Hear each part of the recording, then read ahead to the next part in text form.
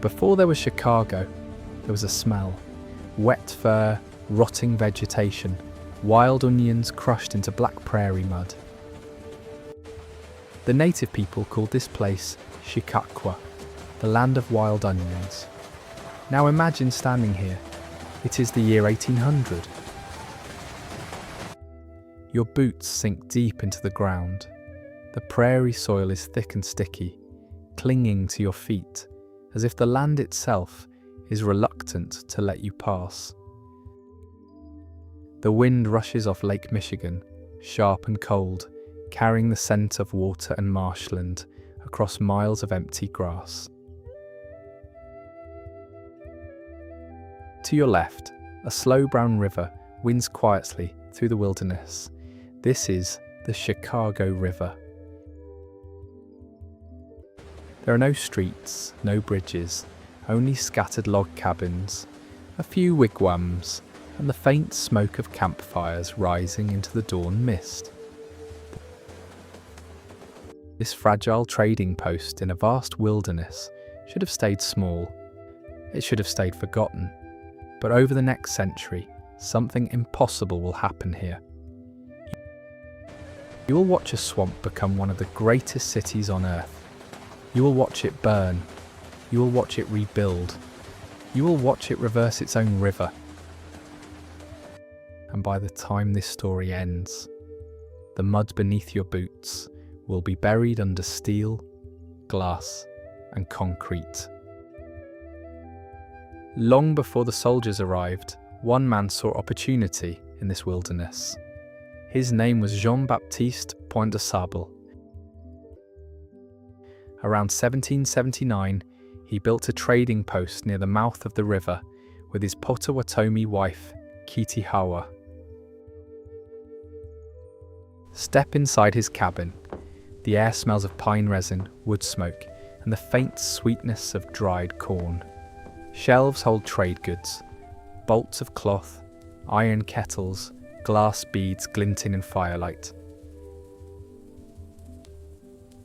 Outside, the barn reeks of livestock. The smokehouse exhales savoury curing meat. Traders arrive by canoe, indigenous hunters with beaver, otter, and muskrat pelts, French voyageurs in sweat-stained buckskin. This post sits at a critical shortcut. The Chicago portage links Great Lakes to the Mississippi. Whoever controls this muddy carry controls trade across North America. Imagine Kitihawa rising before first light. She kneels in the damp garden, fingers pressing squash seeds into black soil still cool from night. Her breath clouds in the chill. Nearby, her granddaughter, born here around 1796, toddles after a chicken, giggling as feathers stick to her tiny hands. Kitihawa pauses to scrape fresh hide stretched on frames, her knife moving in practiced strokes, then sorts incoming pelts for her husband. As translator, she greets arriving kin in Neshnabemwen, offering tobacco before any deal begins. Her presence makes this post safe for Potawatomi families, profitable for all, a quiet bridge between worlds. Picture Pierre, a French-Canadian voyageur, staggering in after a brutal winter trapline north of Lake Michigan. His shoulders are raw from tumpline straps cutting deep for months. Frostbite scars mark his fingers from checking beaver traps in blizzards. He unloads stiff bundles of pelts onto the riverbank. Beaver oiled and folded, otter sleek despite the journey. Collapsing against a crate, he shares a dram of rum with companions, voice hoarse as he recounts near drownings in icy rapids, and wolves circle in his lonely camp. By midday he haggles fiercely for gun flints and cloth, goods that might make next winter survivable. The rum dulls the ache, but debts to the trader grow. An Ojibwe family paddles in from the north, birch-bark canoe gliding silently.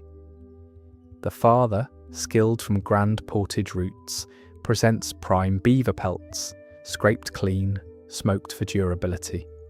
His wife unrolls surplus wild rice and pemmican bundles, negotiating for copper kettles that will boil maple sap faster than clay pots ever could. Their teenage daughter selects bright ribbons and beads, already planning how to weave them into winter regalia. They test metal awls with calloused thumbs, marvelling at the ease compared to bone tools. The exchange is careful, trust earned over generations, but eyes flick toward growing American survey markers on the horizon. A young American settler woman, newly arrived with her husband, tends a small corn patch behind their log cabin. Her hands blister from hoeing marshy soil. Mosquitoes swarm her face as she wipes sweat with a sleeve. She glances nervously toward the river. Stories of raids and wolves keep her awake at night. Children play nearby, chasing fireflies at dusk, while she boils venison stew over an open fire, the savoury smell mixing with damp wood smoke. Isolation weighs heavy. Letters home take months if they arrive at all.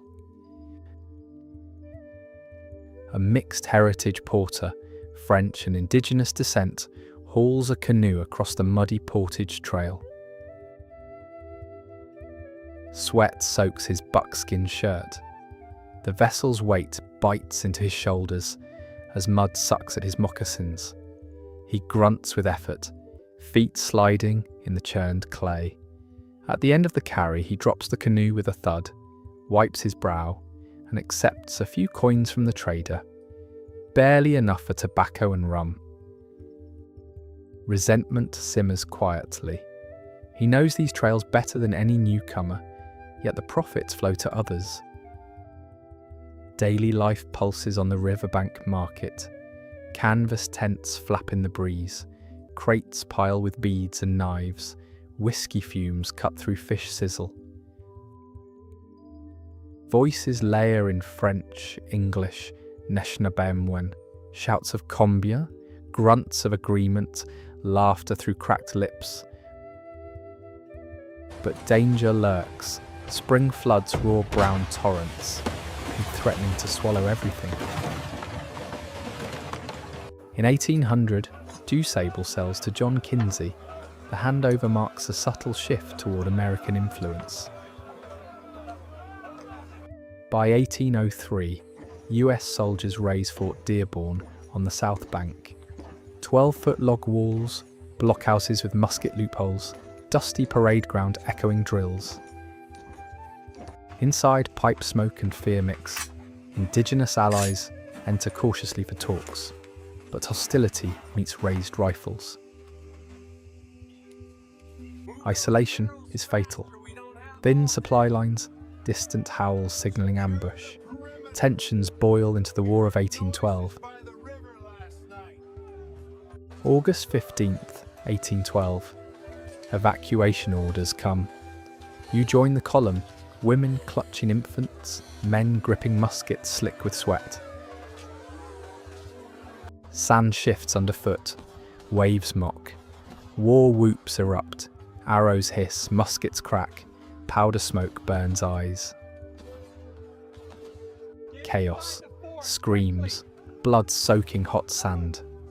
Over 50 fall in minutes. Survivors flee or are captured. The fort burns, flames roar through timber, black smoke choking the sky with pitch and ruined stench. The site becomes a charred scar. Disease creeps through camps, trade halts.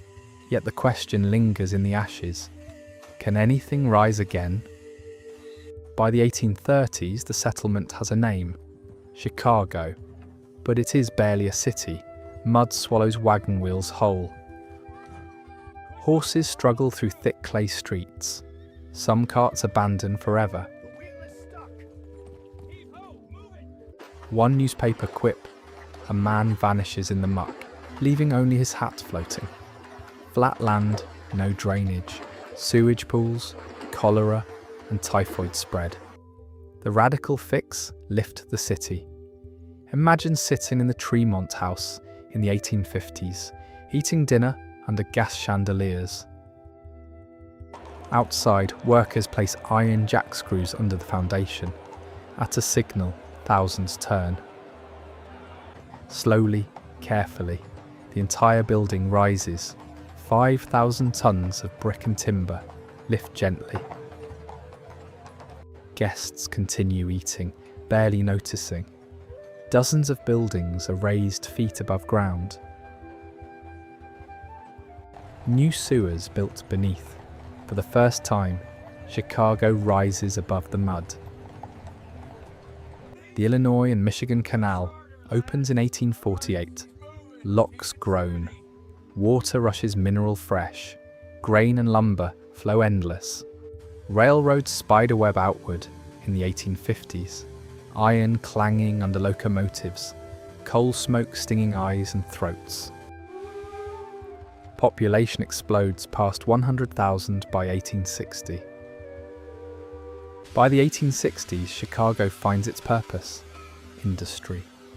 Railroads converge. In 1865, the Union Stockyards open on the south side. The smell reaches miles away. Cattle bellow, pigs squeal, trains unload Midwest animals. Inside slaughterhouses kill, drain, cut, pack, ship, millions processed yearly. The South Branch thickens with fat blood, chemicals. At times polluted water catches fire. Chicago becomes the meat-packing capital, but nearly everything is wood. Houses, sidewalks, warehouses, a giant tinderbox. October 8th, 1871, dry after months without rain. A spark in the O'Leary barn ignites. Flames spread through wooden structures. Wind takes control. Embers fly like fireflies on gale-force winds. Wooden sidewalks ignite like fuses. Blocks vanish in minutes. You flee choking smoke, burning eyes and throat. Inferno roar, drowning screams. Your heat-searing skin. For 2 days it rages. 17,000 buildings destroyed. Over 100,000 homeless amid ash heaps and twisted iron. Smoke tang lingers weeks. Ground still warm. The Great Chicago Fire does not destroy Chicago. It transforms it. Rebuilding begins immediately, but differently. In 1885, the home insurance building rises. A steel skeleton carries the load, walls mere curtains. Chicago births the modern skyscraper. Taller buildings climb the skyline. Architects like Louis Sullivan design marvels. 1893. World's Columbian Exposition dazzles with a white city. Electric lights, neoclassical buildings, the first Ferris wheel towering above. But the river still poisons drinking water. Sewage flows into Lake Michigan. Engineers propose the impossible: reverse the river. The Chicago Sanitary and Ship Canal opens in 1900. Deeper path flows away from the lake. The current shifts. For the first time, an entire river flows backward. Waste drains to the Mississippi. One of history's greatest engineering feats. Stand beside the river today. Traffic roars across bridges. Glass skyscrapers reflect sunlight. But beneath the steel and concrete, the past remains. The swamp of wild onions, the muddy streets, the fires, the factories. Chicago was never just a city. It was an experiment, a gamble against nature, and somehow the gamble worked. From a muddy trading post on the wilderness edge, Chicago became one of the greatest cities ever built. If this journey through Chicago's past felt real, if you could almost smell the smoke, hear the trains, and feel the city rising beneath your feet, make sure you're subscribed. Because in the next Reconstruction, we're stepping into another moment in history, and you'll be walking through it with me. So subscribe, and I'll see you in the next one.